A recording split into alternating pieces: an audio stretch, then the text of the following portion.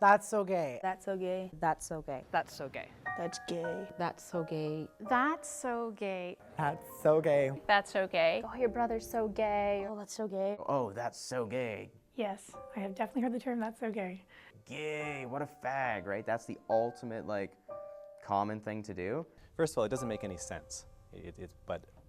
But usually the context that it's used within wouldn't be any different than a racial slur. We certainly hear it from pretty much anyone in the hallway, but I also know that it's not just kids that say it. It's been said for enough years that adults say it. And the expression "that's so gay" is one that's really quite popular within the student vernacular, and there's no doubt about that. They say it in classrooms and hallways and whatever, and I feel like we should get a campaign somehow out on that, like, and get people to stop saying it, because honestly it's hurtful to like everyone, even if like they don't mean it. It has come into the teenage lingo, MSN, Facebook, texting. It's there. It's in daily life. I hear it a lot. I don't hear teachers say it. A lot of students say it. You hear adults say it a lot, which is a little weird. You think of it as like a teenager thing. I don't think I've heard anyone over 30 say that's so gay in my life. The movie was gay, the shirt is gay, you know, the water fountain's gay, everything's gay.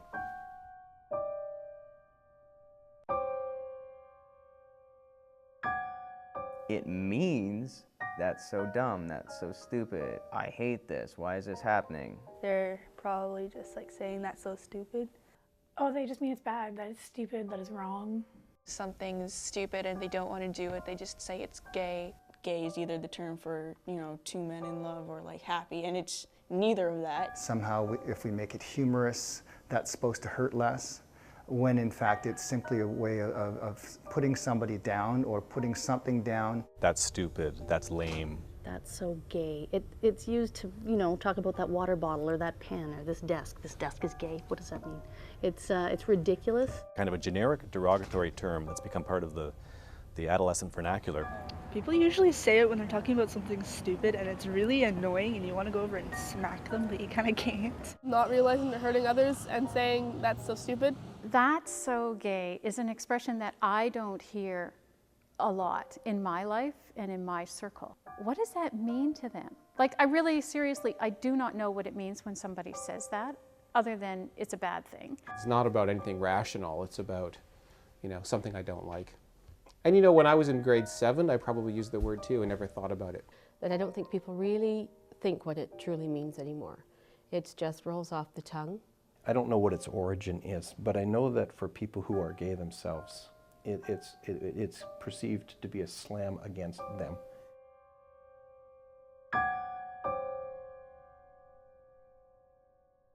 I don't like it. It hurts to hear, but at the same time I understand that teenagers are going to be teenagers and you can't change them all. It's wrong when people say it.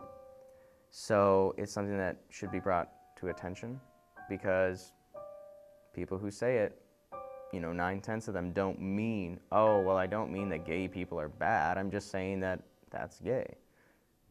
It's just a word that should be fixed.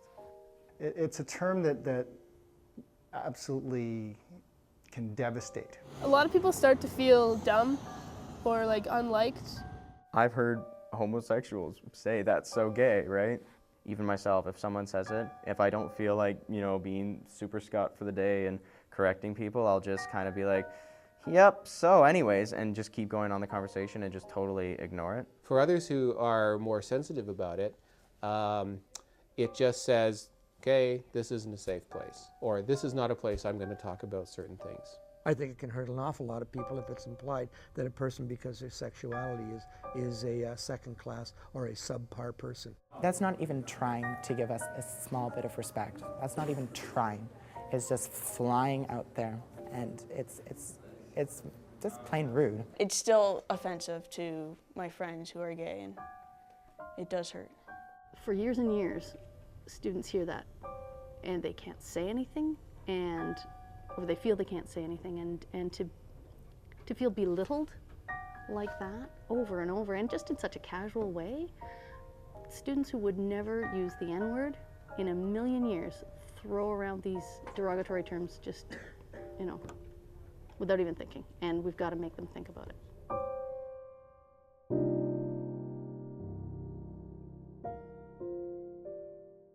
Honestly, I wish that people that use terms like that and use them negatively would really seriously consider what it is they're doing. Having that as a common term, just that somebody might flippantly say, just means that it's in there so deeply in their subconscious that it doesn't even occur to them that saying something that's gay and equaling bad is wrong.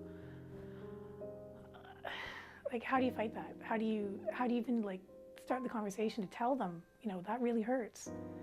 I mean, all of that starts as an inside-out process, really. And that is that you have to reflect on who you are, what your core values are, and when you make those kinds of statements, what's your intent? Realizing what you say. Try and take that out of your lingo. That's so weird, that's so bad. Anything to replace it. I think some staff are incredibly comfortable dealing with that kind of comment, and I think some staff are a little more reluctant. We must not allow the comments in the hall.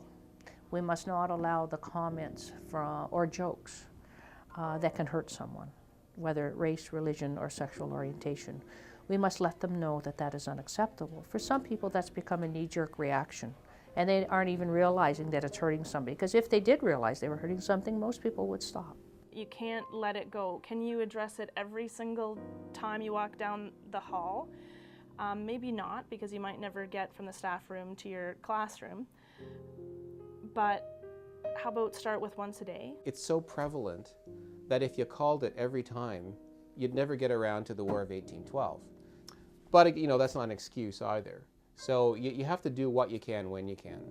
I had a song come on one time in my classroom, and I heard a kid say, "Oh, that song is so gay." And I stopped and I said, "Are you kidding me? Is that song having sex with another song?"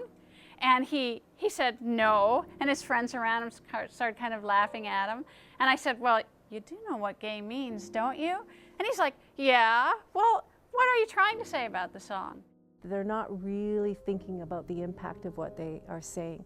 And usually when I do get that comment, I usually shut it down right away, and I say that this environment is not an environment where that is acceptable. And if I do initially hear it, it's immediately choose another word. I find that after I've kind of laid my groundwork, the kids don't really have to think all that much, because they will choose another word. There's a lot of teachers who kind of shut it down as soon as it starts. Why did you say that? What do you mean by it? You might be hurting someone's feelings. You might be hurting my feelings. So knock it off. You have to address it, because to ignore it is to condone it. So that it's not about finding a moment to embarrass a child that said something that may have just kind of come out, but in fact turning it into a learning experience and an example where a teacher can call a student on something that they've said and let them rephrase and we're protecting the dignity of all the people involved. Parents and teachers in the school board have to stop ignoring it as harmless when one kid says, "That's so gay." They have to stop telling stories in which the parents are only ever heterosexual. They've also, though, got to stop telling stories in which the parents are only ever white European Christians, right? If we're going to be inclusive of one group, we'd better be inclusive of everybody. But that's easy, right? There's a wide literature out there. There are lots of instances out there that people can use to make the whole curriculum more diverse. If we have more diversity of all kinds, then everybody feels more included. So many people have been like, "Oh, but you know, I don't mean it that way." It's just because they fall into it. If we can use that same logic to defend against it, you know, people will just naturally start saying, "Oh, don't say that, that's not cool," you know? So I would maybe look for a way to build a more broad strategy as a teaching tool that I would use with all the students. What might we do as a whole school to deal with comments like that? What kinds of conversations might we generate at staff meetings, for example? When you look at comments like that, you really have to look at addressing it on more than just one level, or else you really won't get at dealing with the problem in a bigger way. But we really wanted to get this "That's so gay" right at the beginning. And one of our teachers said, you know, I don't know about anybody else, but this is going to be the hill I die on this year. And as a staff, I think the consensus was every time we hear it, we were going to deal with it.